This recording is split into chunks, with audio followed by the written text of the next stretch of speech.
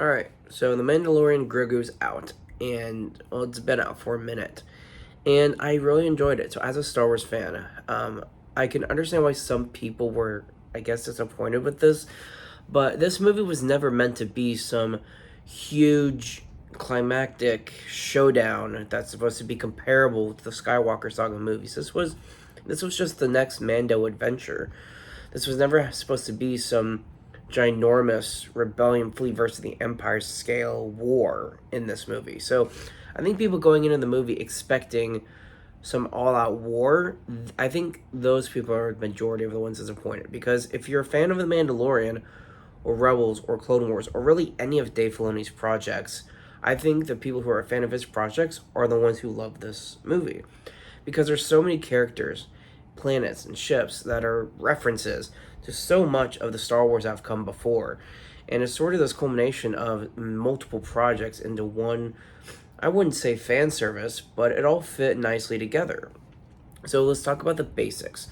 They released clips from the opening of the movie. Fortnite, you could watch first 20 minutes. There's just a lot about the opening 20 minutes that you could see in multiple different places.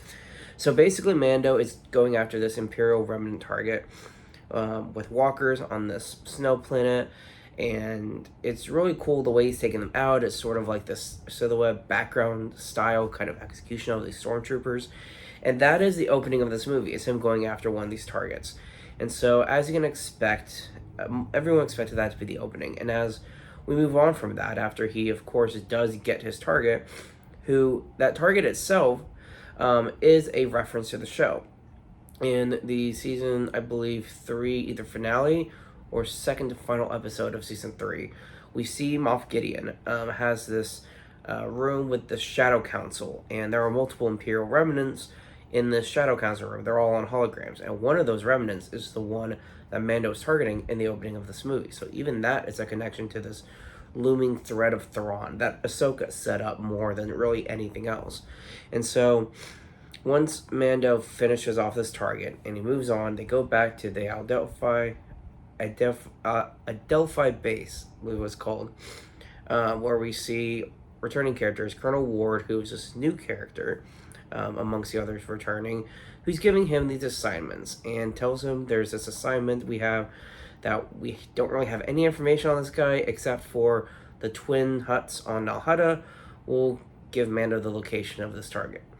And so I think that's another misconception people have had. I know some people were complaining about the huts speaking basic because, as you can imagine, Mando then goes to these huts. He's reluctant to work with them, but he goes to the huts. The huts say, hey, find Rada, our nephew. He's on this planet. He's being held captive. Mando says, okay, I'll get him for you in exchange for information on this Imperial. That's the deal. And so, as the huts speak basic, a lot of people were sort of upset by the fact that they spoke basic, but huts have spoken basic before in Clone Wars. And so, really, Clone Wars has a film and 7 seasons worth of content. It's not just this one single thing where they spoke. It was multiple times. We had this character, Zero the Hutt, in the movie and the series, who spoke basic and was in multiple episodes of Clone Wars, and of course the movie as well, that everyone wants to forget, which is where Rada the Hutt sort of made his entrance. We have the movie right here. This is the movie everyone wants to forget because they always compare it to the best of Star Wars.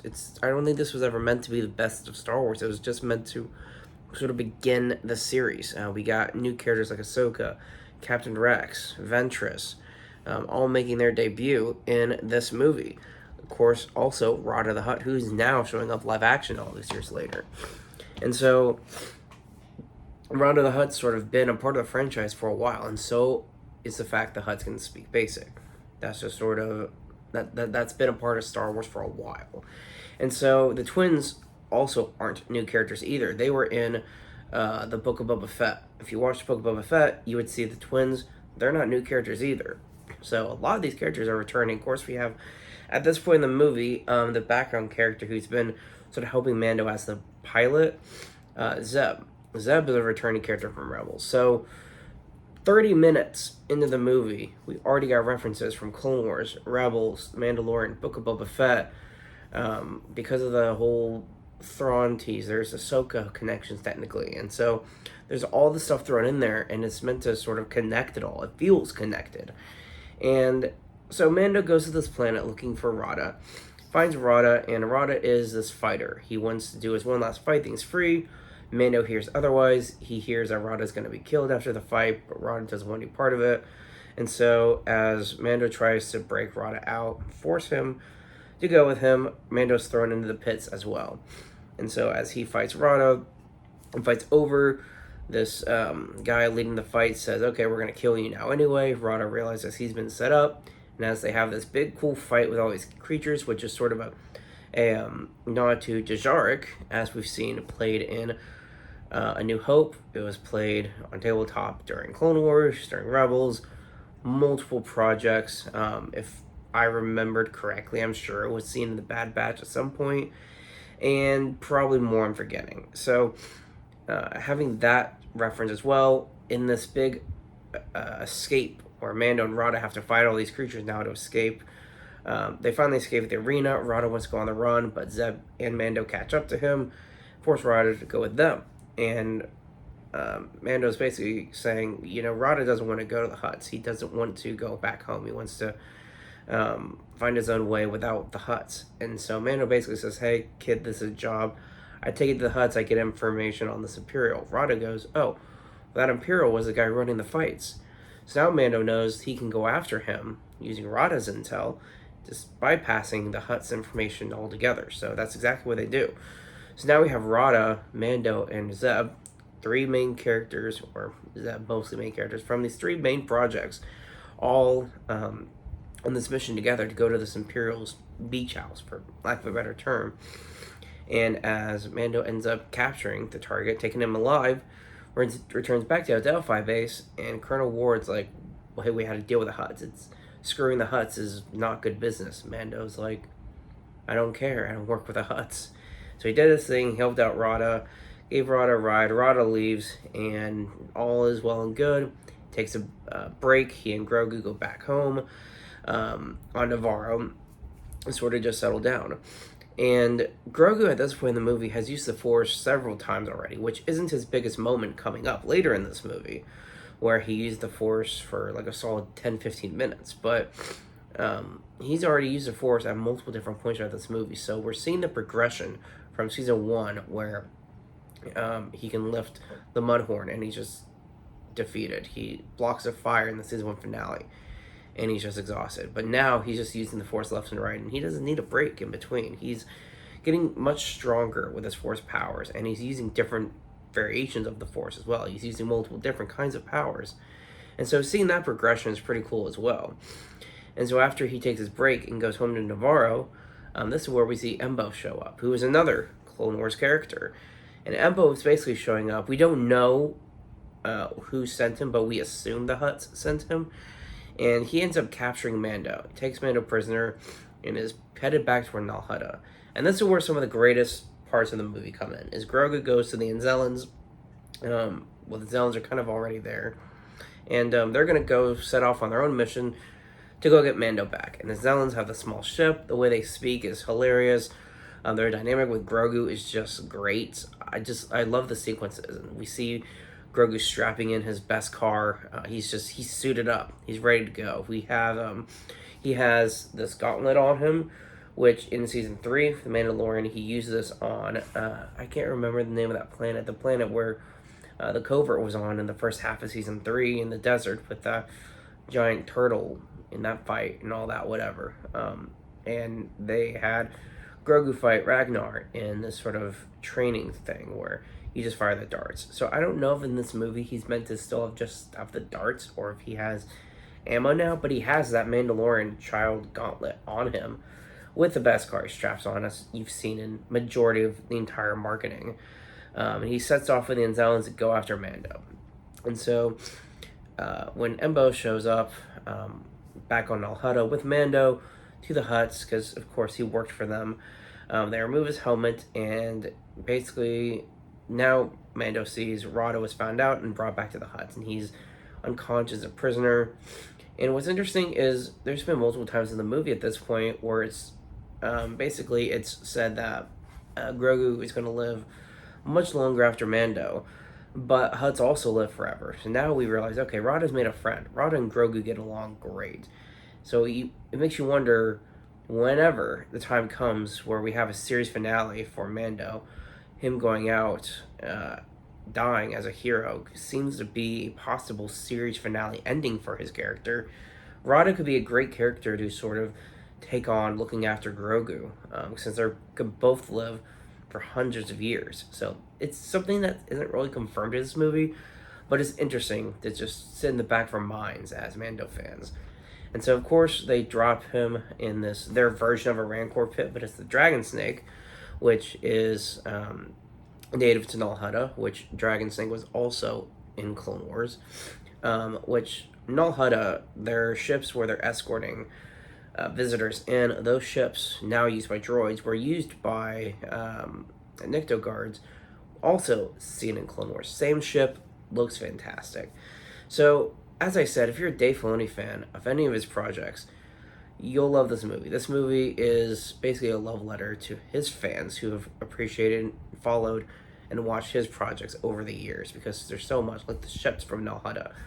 They look great. I mean, they're one of the coolest looking ships, in my opinion, in this movie. So there's just so much love put into this project. And so, as Mando is dealing with a dragon snake, with these other creatures seen in A New Hope, and very few and far between various cameos since then, Grogu is here now. He and the Anzellans make their way to the palace, and the fact that they're just making their way through one of the most dangerous places in the galaxy, unnoticed, unbothered, it's just something amusing about it. And so eventually they find Mando, and they end up separating him from the dragon snake and help him get out of there. They help him out, but he also has already been stabbed by the dragon snake, which is poisonous. So Mando's now essentially dying. As they leave, Mando gets to the Anzellan ship, and it's like, well, I can't fit, you guys leave. And it seems like Grogu is just with the Anzellans, but he doesn't. Mando stays behind, fights his last breath until he's knocked out from the poison. And he's knocked out. Grogu shows up. He force heals him, but it's not helping him wake up. And there we have, like, I guess 15-20 minutes of Grogu basically taking care of Mando. He builds a dome over his body to keep him safe. He puts leaves to cover up his legs so they don't fit in his dome. He's stealing this guy's food, bringing it to him. He's feeding him, giving him water. Grogu is just going full protective mode while he's training in the Force and meditating in between. So he's basically, the roles are reversed. He's taking care of Mando. There's a line in season 1 I really love from I can't remember now. Carl Weathers' character. I don't know why he's on my mind. He a line from his character in season 1, when they're saying goodbye, when Mando and Grogu are going off into space, they're leaving in season 1. He tells Mando, they're basically saying, keep the kids safe. And he tells Mando, or maybe the kid will take care of you. Here we are in the movie, all these years later after season 1, Grogu's taking care of Mando. So to see them both take on those protective roles to each other is just, I mean, I really love that relationship between them.